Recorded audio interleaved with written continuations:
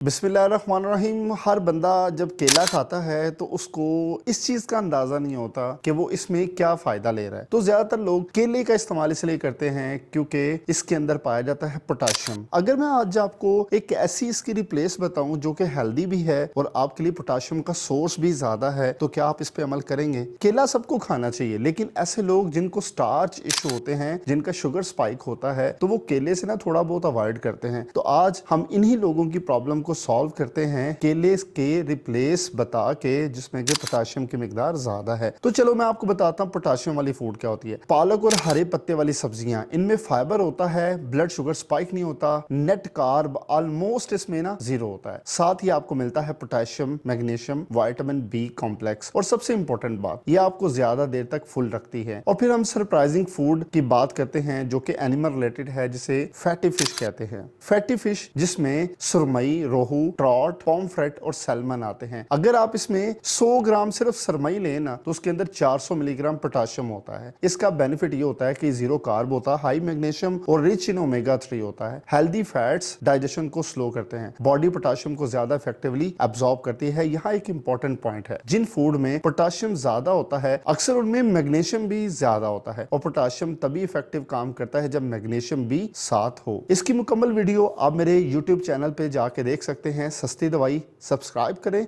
जाके सर्च करें, आपको टॉप पे ये वीडियो मिल जाएगी। शुक्रिया।